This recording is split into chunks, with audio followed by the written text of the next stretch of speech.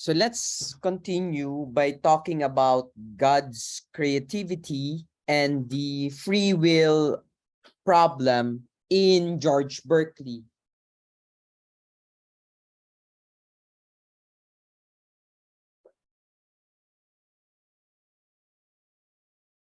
Although Hylas at this stage of Berkeley's discussion has granted many, if not most, of Philonous's most important conclusions, he continues to express reservations about other aspects of the proof for the existence of God.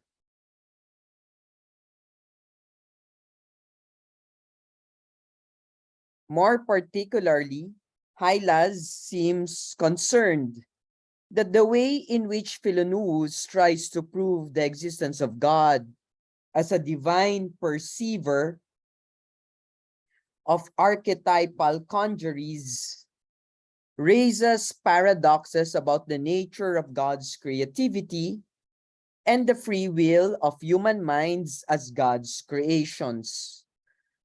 The relation between finite human minds and God's divine infinite mind is at the root of both controversies. Hylas begins this new debate in the beginning of the third dialogue.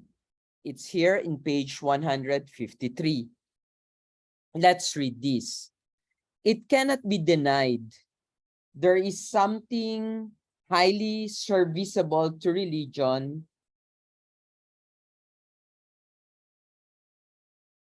in what you advance.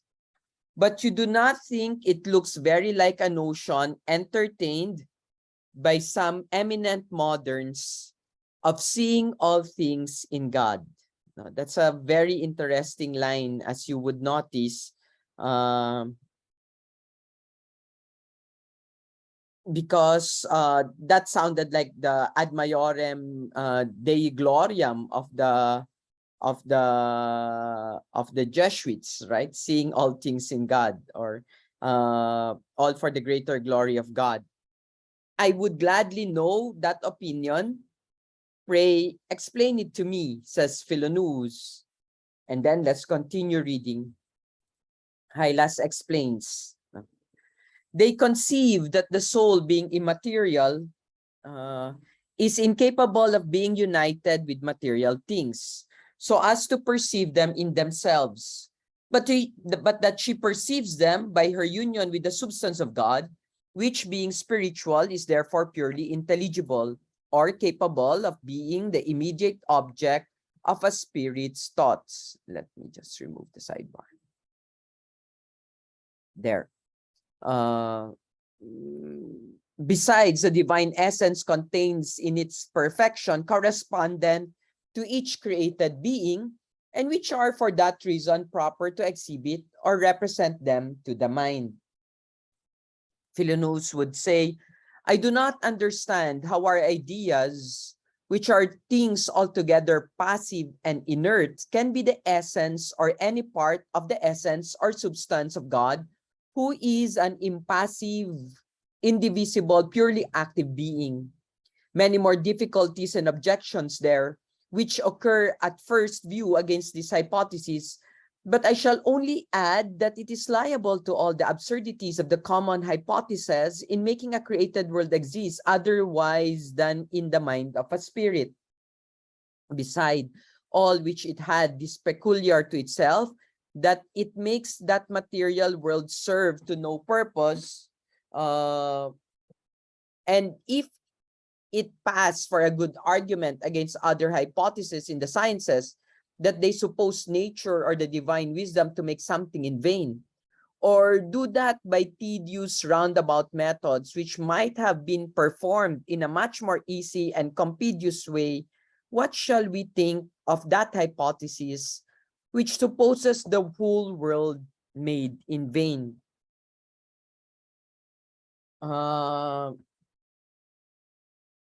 To see all things in God, in Hylas's phrase, is to be involved in a kind of union with God.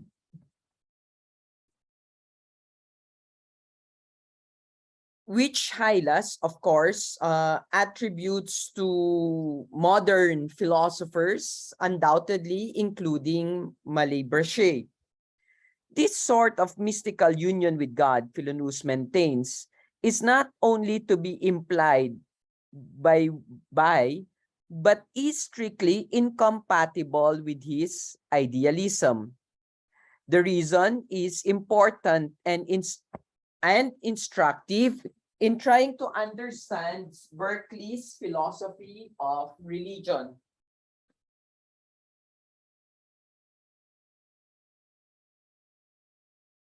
Philonoos explains that the only sense in which a perception can occur is when a thinker, an active entity, entertains ideas of sensible qualities of things, which there is no possibility of literal seeing all things in God, or achieving all sorts of mystical union, merging the finite minds of individual human beings with the infinite mind of God. It would be equally impossible, according to Berkeley's distinction, for two or more human minds to be fused together into mystical union.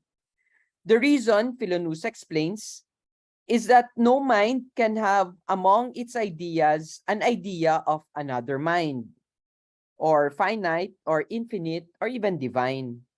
If minds are always active rather than passive, then no active thing can contain an active mind among its purely passive ideas. It's a very interesting idea. Then let's see that develop. Here, Philonoos is still talking, see, Philonoos, and he explains in 155. Take here in brief my meaning. It is evident that the things I perceived are my own ideas, and that no idea can exist unless it be in a mind, nor is it less plain that these ideas or things by me perceived, either themselves or their archetypes, exist independently of my mind, since I know myself not to be their author, it being out of my power to determine at pleasure what particular ideas I shall be affected with upon opening my eyes or ears. They must therefore exist in some other mind, whose will it is they should be exhibited to me. The things I say immediately perceived are ideas or sensations. Call them which you will. But how can any idea or sensation exist in or be produced by anything but a mind or spirit? This indeed is inconceivable, and to assert that which is inconceivable is to talk nonsense, is it not? Without doubt. And he continues, and here there's still a very long quote that will follow.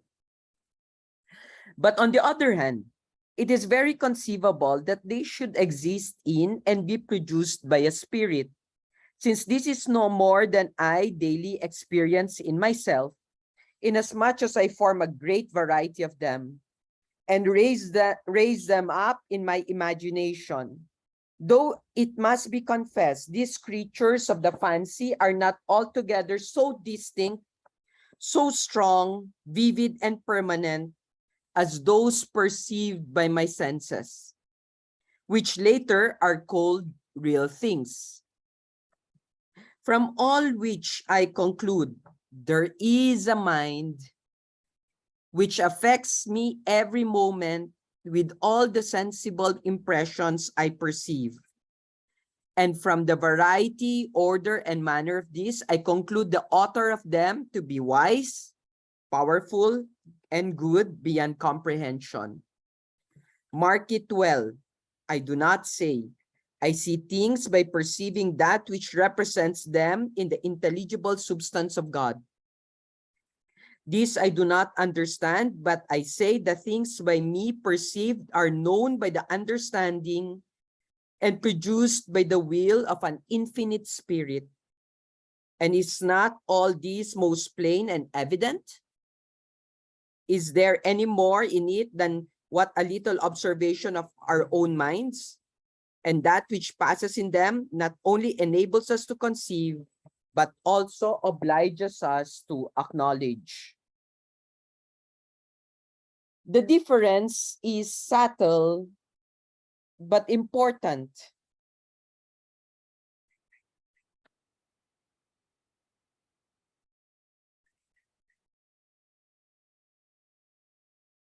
A human thinker cannot literally share in God's thought or thoughts, but at best experience some of the ideas that constitute sensible things that are perceived in their entirety by God. We do not perceive sensible things by taking part in God's thoughts. The sensible things that we experience ectipally as congeries of ideas are nevertheless the partial contents of the complete archetypal congeries of ideas existing in God's mind, seen from every perspective and under every condition and magnification. We experience parts of the same things, not by being a part of God's mind or sharing in God's thoughts, even though we partially experience many of the same things that God ideally creatively constitute. God, according to Philoneus, creates a universe of sensible things by directly willing the congeries of ideas that we experience in sensation. Here, in page 160, Philoneus remarks, "We indeed, who are beings of finite powers, are forced to make use of instruments. And the use of an instrument sheweth the agent to be limited by rules of another prescription, and that he cannot obtain to be limited by rules of another prescription, and that he cannot obtain his end, but in such a way and by such conditions. Hence, it seems a clear consequence that the supreme unlimited agent useth no tool or instrument at all. The will of an omnipotent spirit is no sooner exerted than executed without the application of means, which if they are employed by inferior agents, it is not upon account of any real efficacy that is in them or necessary aptitude to produce any effect, but merely in compliance with the laws of nature or those conditions prescribed to them by the first cause, who in himself, above all limitations or prescription whatsoever." The world of sensible things is brought into existence by an all-powerful act of divine creative will. Philoneus' interpretation reaffirms received religious teachings about God's creation of the universe.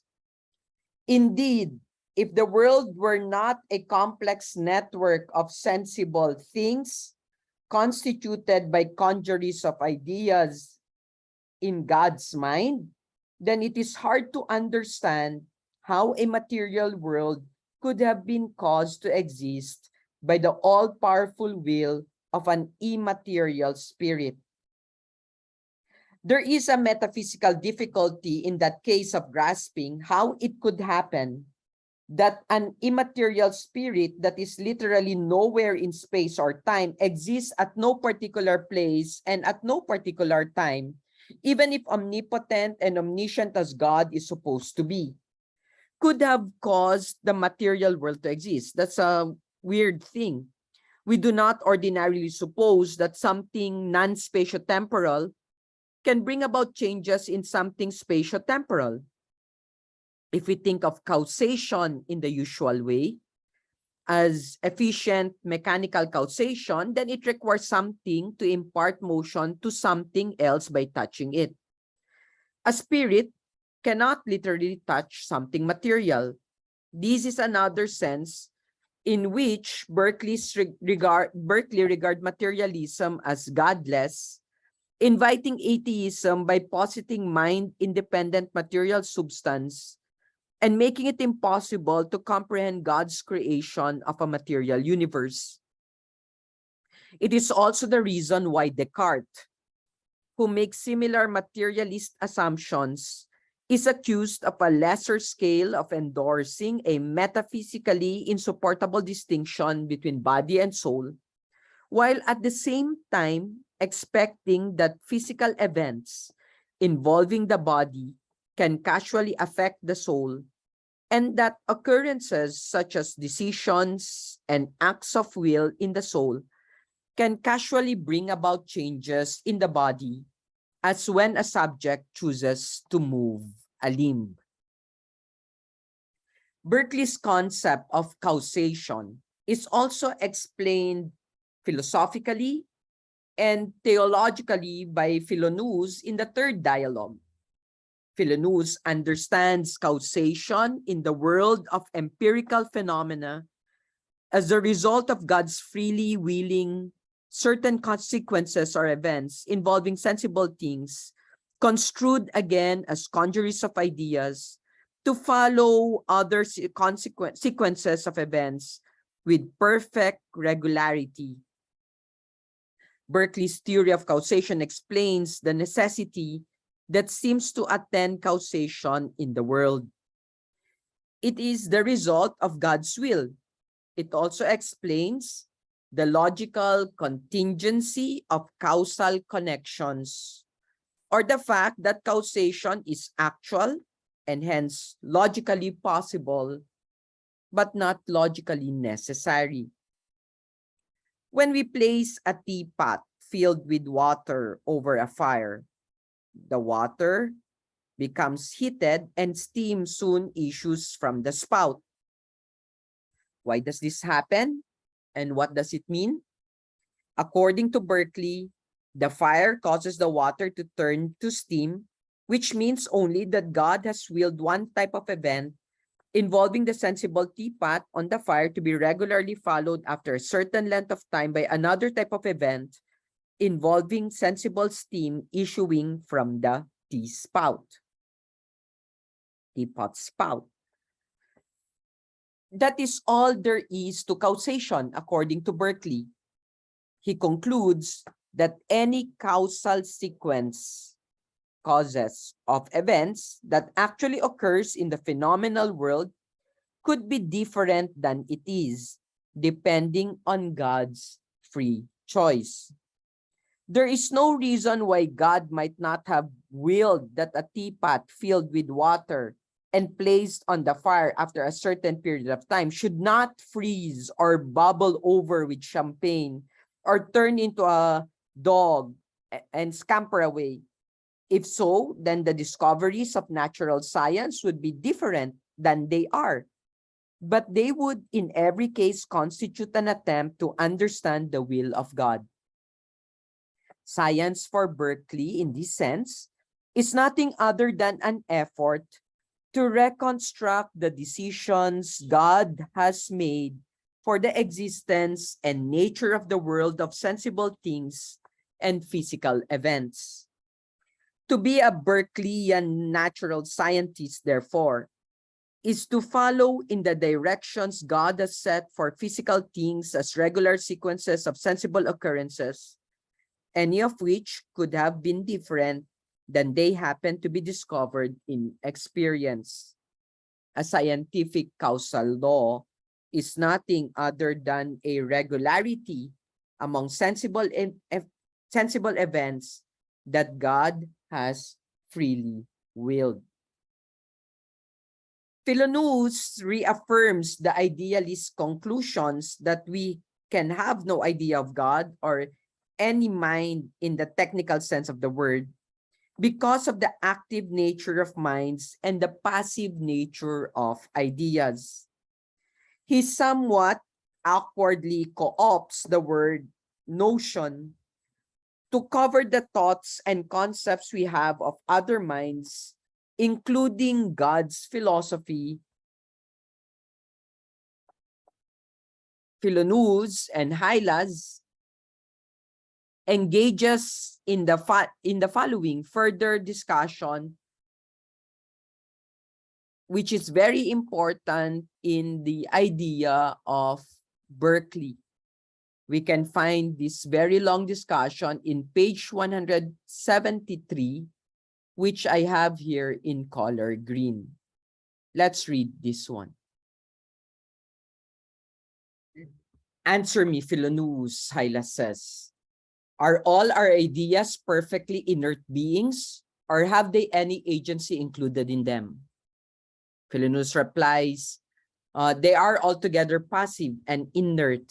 Hylas says, and is not God an agent, a being purely active? Philoneus says, I acknowledge it. No idea, therefore, says Hylas, can be like unto or represent the nature of God. It cannot. Hylas would say, since therefore you have no idea of the mind of God, how can you conceive it possible that things should exist in his mind? Or if you can conceive the mind of God without having an idea of it, why may not I be allowed to conceive the existence of matter, notwithstanding I have no idea of it? And then Philoneus would say, reply, and this is a very long one that will run until the succeeding page. Let's read that. As to your first question, I have properly no idea either of God or any of the spirit, for these being active cannot be represented by things perfectly inert, as our ideas are. I do nevertheless know that I, who am a spirit or thinking substance, exist as certainly as I now my ideas exist. Further, I know what I mean by the terms I and myself. And I know this immediately or intuitively, though I do not perceive it as I perceive a triangle, a color, or a sound.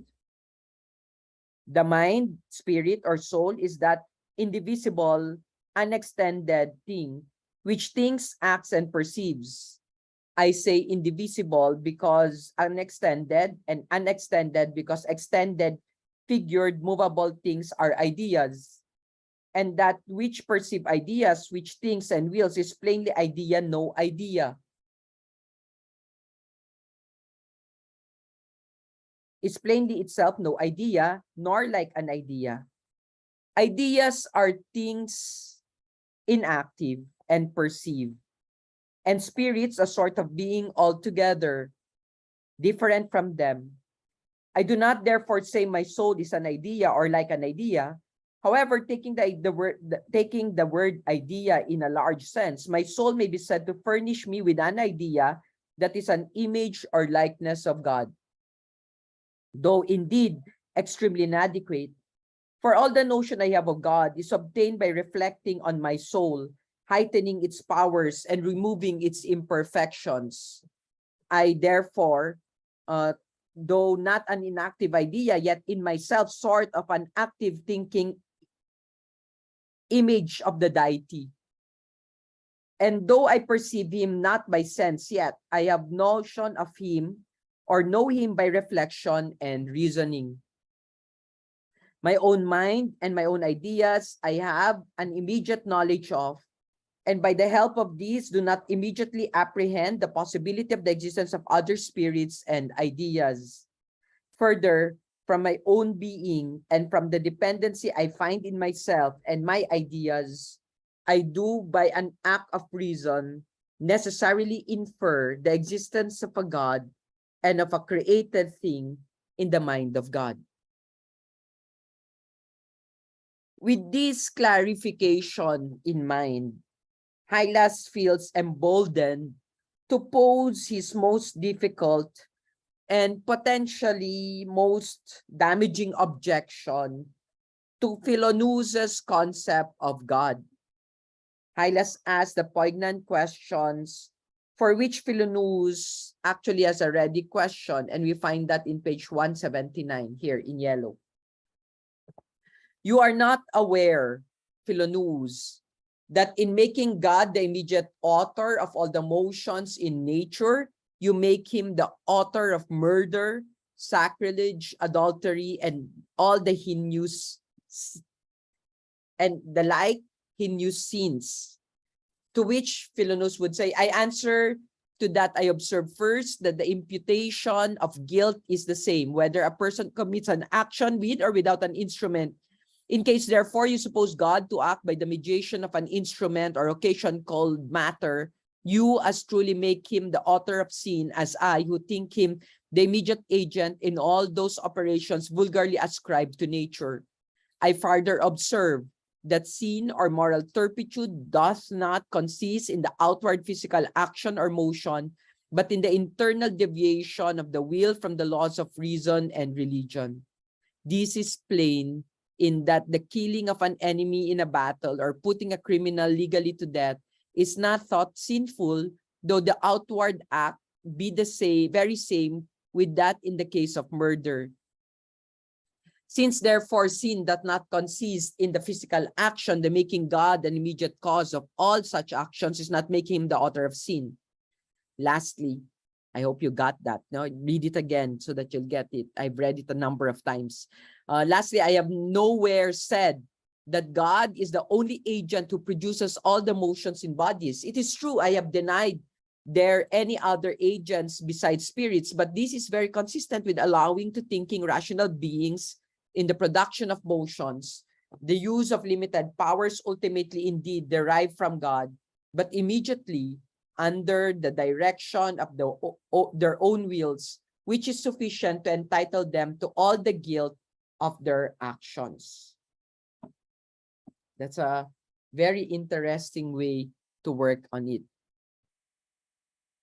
Philoneus here invokes several important common sense distinctions. Hylas has tried to argue that God, as the author of the universe of sensible things and the author of the world with all of its causal regularities, reflecting divine will, is thereby made morally responsible for all the crimes that human beings commit. This, needless to say, is a conclusion that Philoneus is anxious to avoid. The solution has, of course, several parts as well. Philoneus first asserts that the same could be said on the hypothesis that there is such a thing as mind-independent matter rather than mind-dependent congeries of ideas.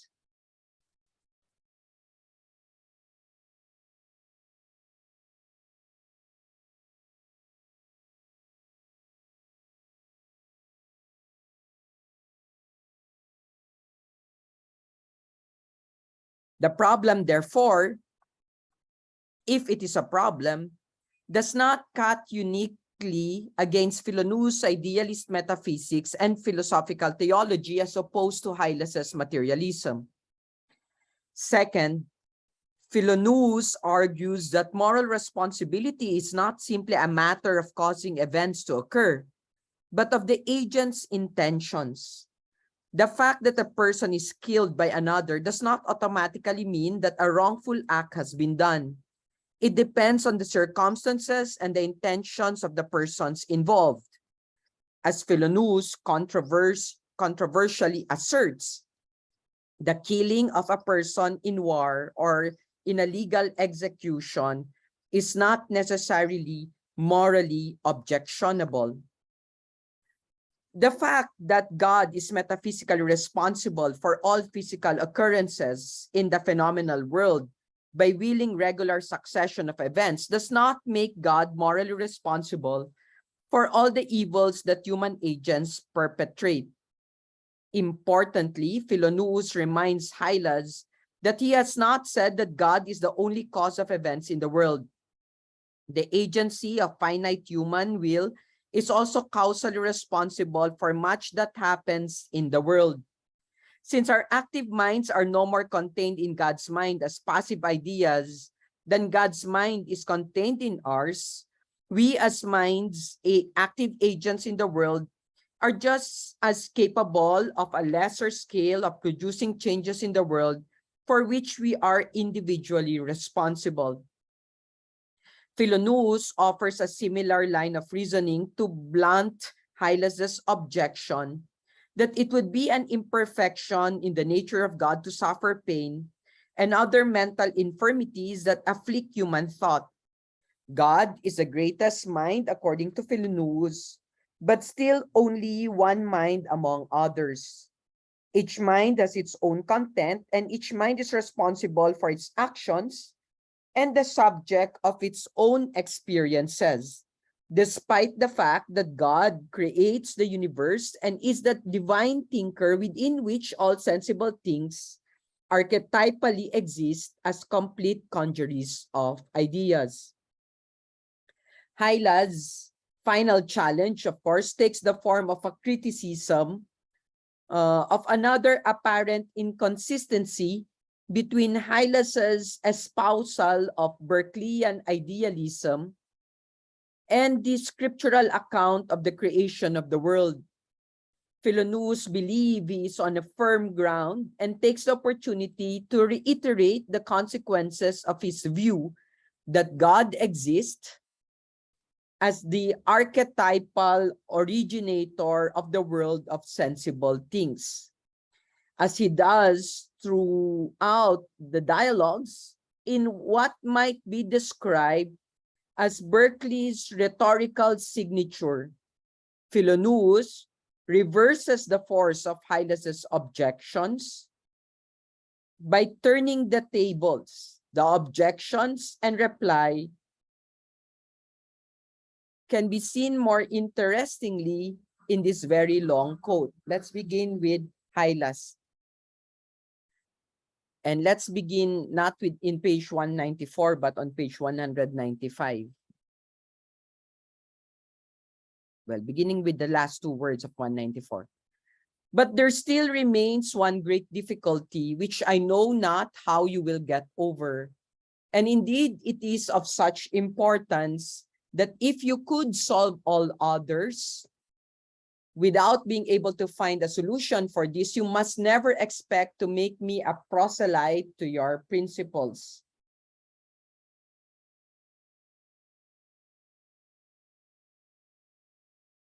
Let me know these mighty difficulties, and let's read.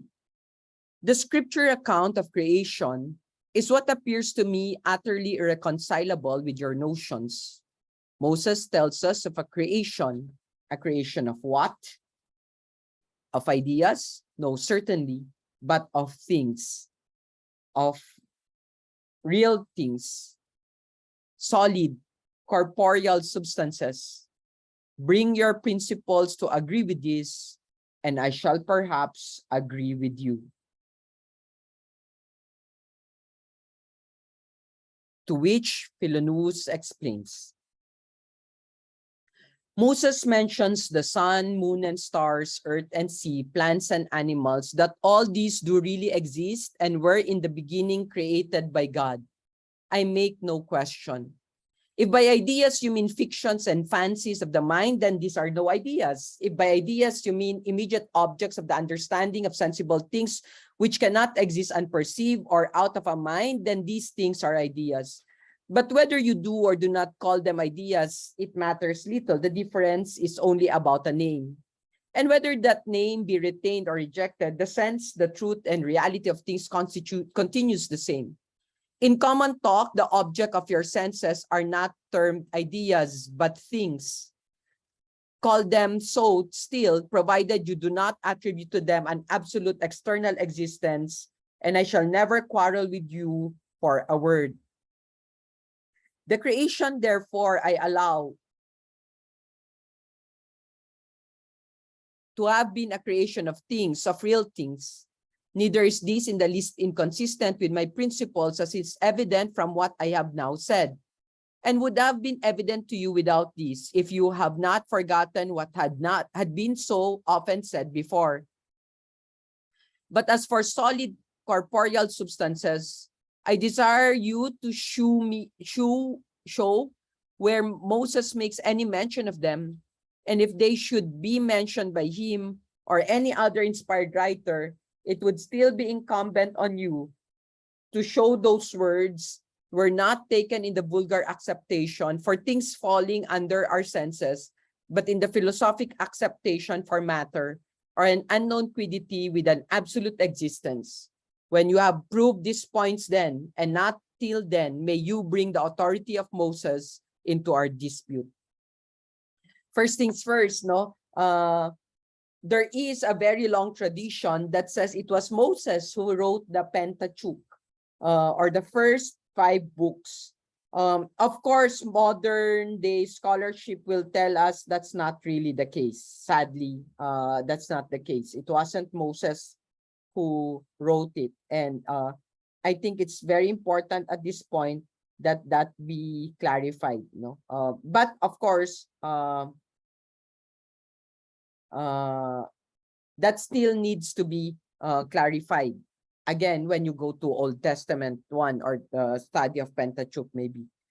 We note that by describing sensible, going back, so we note that by going back or describing sensible things as conjuries of ideas in the mind, Philoneus by no means refers to objects of fantasy, of creations of the imagination, but to real things, the very real things in the that the materialist believes. The essential point is that Philoneus and Berkeley, as idealists, are not proponents of a theory of irreality, but on the contrary, believes themselves to be defenders of true and correct theory of the real existence of the sensible physical world. Philoneus, of course, is not an advocate of mystery or skepticism or confusion, but sees himself as upholding the common sense view that the things we experience in sensation are real things, perceived just as they exist in reality. It is, on the contrary, the position of those who accept the existence of something imperceivable, of matter or material substance or the substratum, who are committed to the existence of something mysterious, unknowable, and impenetrable to the senses. It is materialists who deserve to be regarded as skeptics, accepting a version of the unknowability of ultimate reality that further entails atheism. For they endorse a metaphysics that pretends that all physical occurrences can be explained without referring to the infinite mind of God as the ultimate cause of the ideas we experience. Philoneus sees no reason to abandon his principles in light of the Old Testament account of God's creation of the world. And we can read that here. Why I imagine, he says, why I imagine that it has been present at the creation, I should have seen things produced into being, that is, become perceptible in the order prescribed by the sacred historian. I before believed the Mosaic account of creation and now find no alteration in my manner of believing it. When things are said to begin or end their existence, we do not mean this with regard to God, but his creatures. And let's jump a little bit. This part there. This is the literal obvious sense suggested to me by the words of the Holy Scripture, in which is included no mention or no thought either of substratum, instrument, occasion, or absolute existence.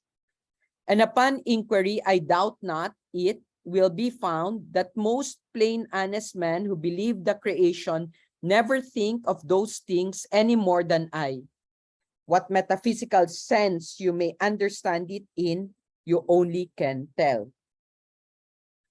The reversal of burden of proof between idealism and materialism is complete when Philoneus argues that It is the materialist rather than the idealist who has the greater theoretical difficulty in light of the biblical account of creation. Certainly, Philoneus is right that the biblical story of the creation of the world by God does not mention matter, material substance, or material substratum as required by the opponents of idealism. Instead, the authors of the Old Testament speaks of the origin of the world we all experience in sensation, which is to say a world consisting of congeries of sensible ideas, of sensible things constituted by these ideas, light and water, the heavenly bodies, plants and animals, and even human beings at that. This is nothing other than the sensible world in all its glory that the Berkeleyan idealist celebrates, as Hylas, despite his usual SAR dividends, admits in 2001. Moses tells us of a creation as creation of what? Of unknown quiddities, of occasions, of substratums? No, certainly. But of things obvious to the senses. You must first reconcile this with your notions if you expect I to be reconciled to them. And then he says, I see you can assault me with my own weapons. We must nevertheless wonder whether Hylas's concern about the free will of finite minds are adequately answered by Berkeley's idealism. If the active minds of finite human agents are not simply incorporated as passive ideas in God's infinite mind, it remains true, presumably, that the physical bodies of finite human agents are complete congeries of ideas in God's infinite mind. Is it thinkable then that a finite mind could will the body to perform an action that is contrary to God's will in determining the course of events that are caused to occur in the sensible world? Suppose that God does archetypally will the congeries of ideas that constitute my body, including my brain and nervous system, and that a neurophysiological event transpires in my brain resulting in body movements that bring about the wrongful death of another person. There is a dilemma there. Either I willed the act or I did not. If I willed the act, then either I did so because my will itself, despite my being active, is caused by the electrochemical events in my neurophysiology for which are sensible occurrences, God is again morally responsible. Or perhaps I willed the act in a way that is causally independent of the physical events occurring in my mind and nervous system. The result in that case is the same as if I did not will the will to act. But it happened anyway, so to speak, despite and even against my will. My body is in either case is not responsible to my will, suggesting that I can never be morally responsible for my body's actions. If I am not morally responsible for what my body does, and if God is the author of the universe of sensible things, including my body, and all that happens to it, then again, much as Hylas complains to Philoneus, God appears to be morally responsible for whatever we, God created human beings, do. The motions human beings' bodies as sensible things are subject to, the movements they undergo in making decisions and taking actions, are congeries of ideas that are created by and exist archetypally in God's infinite mind, and are subject to the causal regularities determined by God's will. It does not appear consistent to imagine that God could both will the existence of all sensible things, including human bodies, and the causal laws by which all sensible events are determined, and at the same time permit the actions of human bodies to be under the potentially contrary control of human thought. How can we poor mortals oppose what an all-powerful God has ordained, or at least where our bodies as sensible things, congeries of ideas existing archetypally in God's infinite mind, are concerned? If God rules the universe of sensible things as Berkeley and Philoneus contends, then it appears that God's will must extend even though all the actions of our bodies do or ask otherwise. God's free will, at least insofar as concerns the movements and actions of our bodies, appears incompatible in Berkeley's idealist metaphysics with free will and the moral responsibility of finite human objects.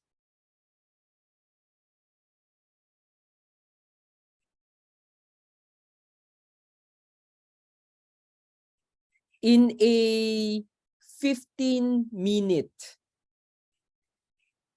video with your camera turned on, uploaded in YouTube in an unlisted site, and the link submitted to me, answer the question: how does Berkeley's theory of causation relate to his argument for the existence of God? How does Berkeley's theory of causation relate to his argument for the existence of God? You have 15 minutes to explain that. So I wish you well in explaining that, of course. I'm not yet done. So to this point, we have sidetracked the difficult but most interesting question of whether Berkeley's idealism is philosophically correct.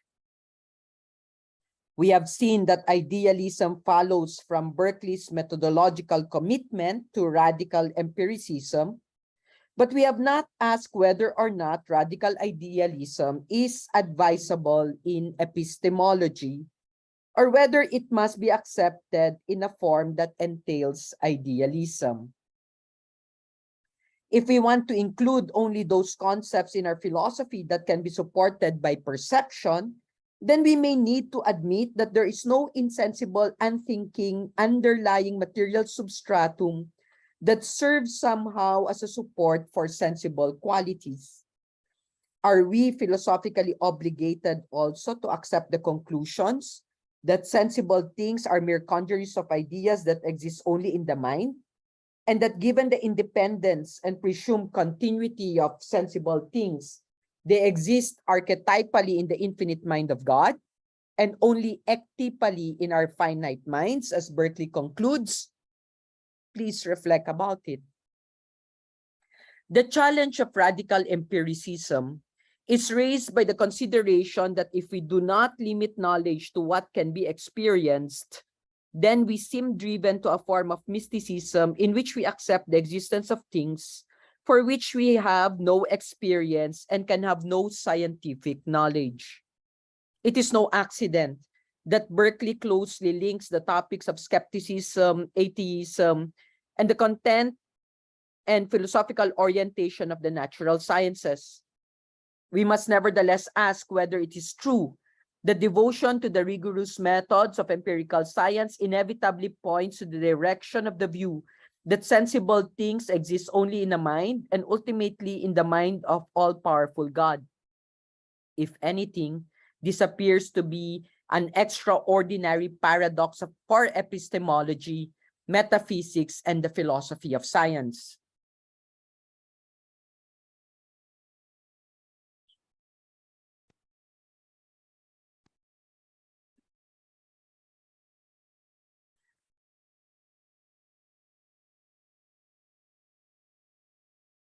And therefore something we have to take into consideration. We begin with the epistemological requirements of rigorous science and wind up with idealism and theology.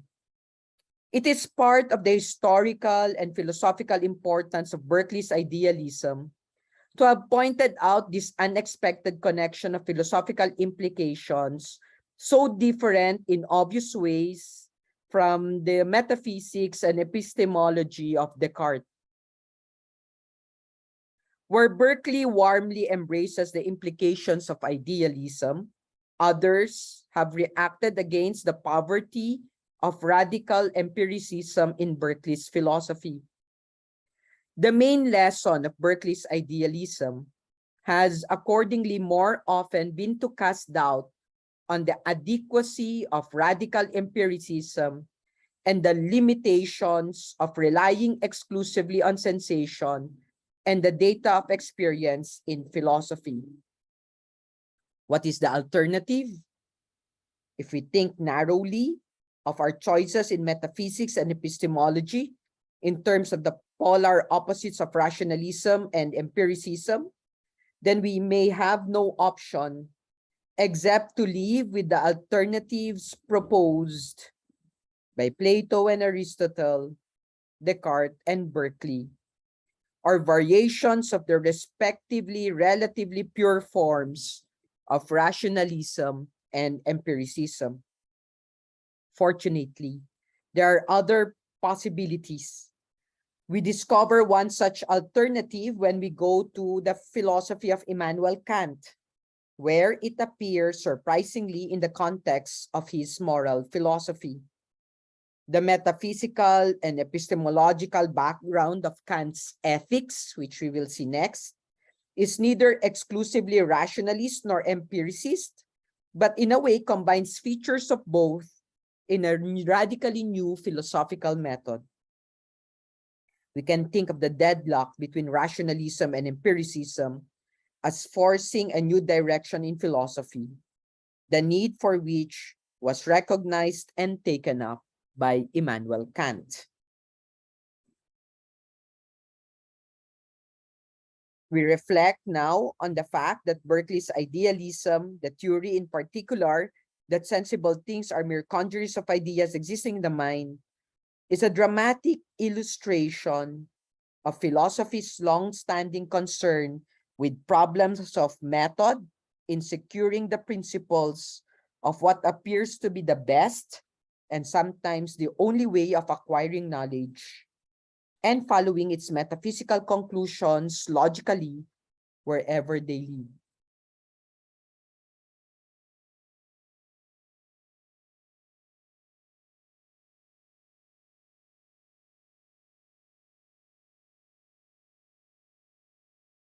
Let's close our reading of Berkeley. By limiting knowledge to what can be experienced in sensation, Berkeley leaves no possibility for philosophers to know about the existence of anything other than minds and their ideas. To be, for Berkeley, is to be perceived or a perceiver.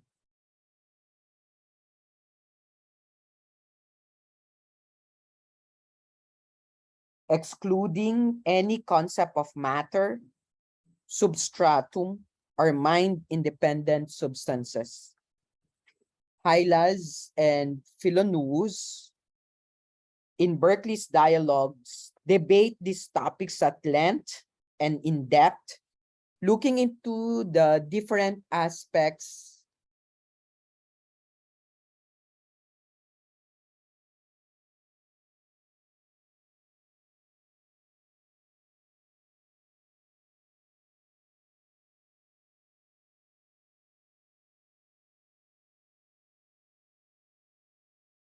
of the assumption that knowledge can only depend on sense experience. We experience the sensible qualities that Berkeley calls ideas, but we do not experience other minds of which we can only have notions. And above all, we do not experience matter existing in Berkeley's terminology outside the mind.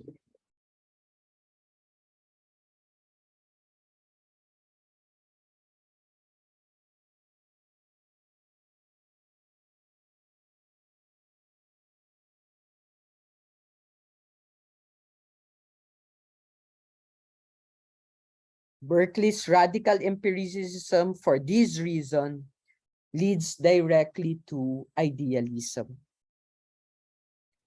Philonous presents a battery of objections to Hylas's materialism, arguing in particular that the doctrine leads to skepticism and atheism. Skepticism arises from materialism because it entails the existence of something of which we can have no experiential knowledge, so that we can never know the true nature of things. Atheism arises from materialism because it implies that the real material world exists outside of all thought, including the mind of God. If we do not need to mention God in order to account for the existence of the world, then we did not suppose that God exists in order to provide a metaphysical grounding for natural science. If Berkeley or Philonu's immaterialism is true, or on the other hand, we cannot possibly explain the objective existence of the world or the nature of causation,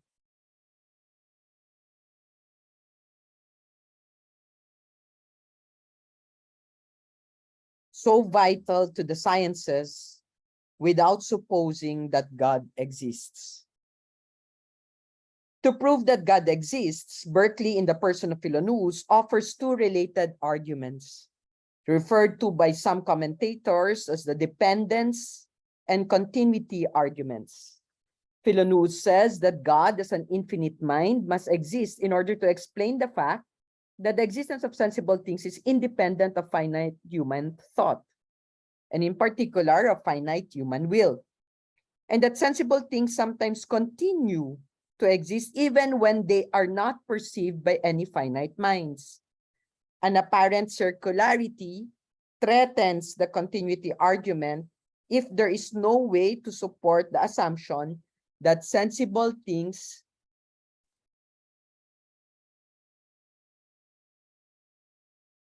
continue to exist when they are not perceived by finite minds.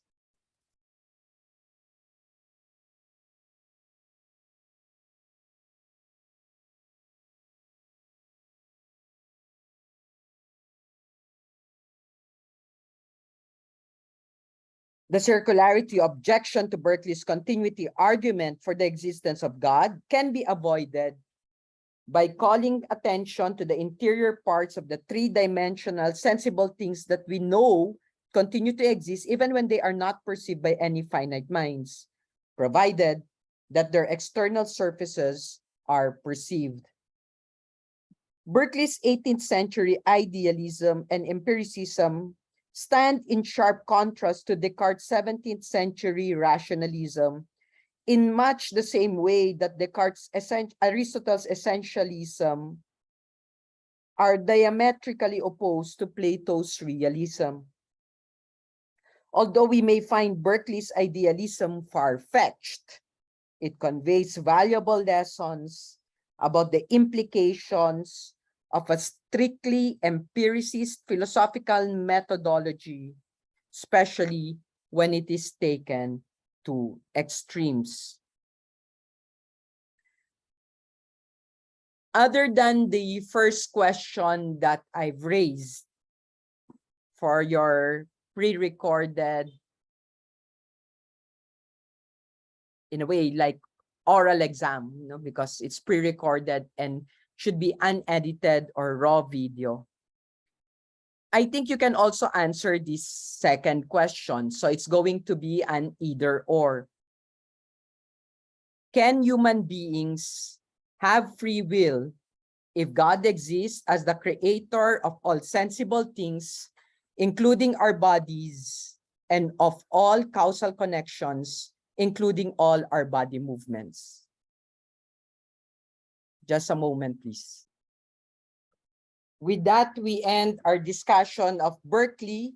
There are a few terms worth remembering or taking note of: absolute primary quality, abstract general ideas, anti-materialism, archetypal existence, atheism, bare particular, Berkeley scandal, bundle theory of sensible things, collective unconscious, congeries of ideas, continuity argument for the existence of God, dependence argument for the existence of God, ectypal existence, empiricism, esse es percipi aut posse percipere, idea, idealism, immaterialism, materialism, matter, mind-dependent entity, the mind's foot, notion, perception, primary quality, pure intellect, secondary quality, sensible primary quality,